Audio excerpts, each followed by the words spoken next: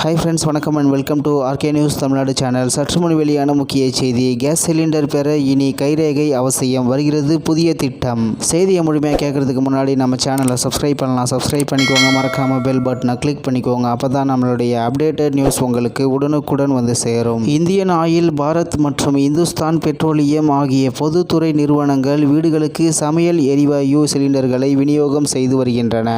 இந்த சிலிண்டர்களை வாடிக்கையாளர்கள் வாங்கியதும் அவர்களது வங்கி கணக்குக்கு மத்திய அரசின் மானிய தொகை செலுத்தப்படுகிறது. மேலும் பிரதம மந்திரி உஜ்வாலா யோஜனா திட்டத்தின் கீழ் வறுமை கோட்டுக்கு கீழ் வசிக்கும் மக்களுக்கு இலவச எரிவாயு இணைப்பு வழங்கப்படுகிறது. தமிழ்நாட்டை பொறுத்தவரை 41 லட்சம் இலவச பயனாளிகள் உள்ளிட்ட மொத்தம் 2.33 கோடி வாடிக்கையாளர்கள் உள்ளனர். இந்த சமையல் எரிவாயு இணைப்பு பெற்றுள்ள வாடிக்கையாளர்களின் உண்மை தன்மையை சரிபார்ப்பதற்காக அவர்களின் கைவிரல் ரேகை பதிவு செய்யும் பணியை எண்ணெய் நிறுவனங்கள் தொடங்கியுள்ளன. மேலும் மத்திய அரசின் அறிவுறுத்தலின் படி ஒவ்வொரு வாடிக்கையாளரும் தங்களது எரிவாயு இணைப்புடன் அவர்களது கைரேகையை மின்னணு முறையில், அதாவது EKYC பதிவு செய்ய வேண்டும். இது தவிர முகப்பதிவு மூலமாகவும் வாடிக்கையாளர்களின் சரிபார்ப்பு உறுதி செய்யப்படுகிறது. வாடிக்கையாளர்கள் தங்களது ஏஜென்சிக்கு சென்று கைரேகை பதிவு செய்ய வேண்டும். ஏஜென்சிக்கு செல்ல முடியாத மூத்த குடிமக்களுக்கு சமையல் எரிவாயு சிலிண்டர் விநியோகம் செய்யும் ஊழியர்கள் மொபைல் போன் செயலி மூலம் முகம் பதிவு செய்யப்படுகிறது.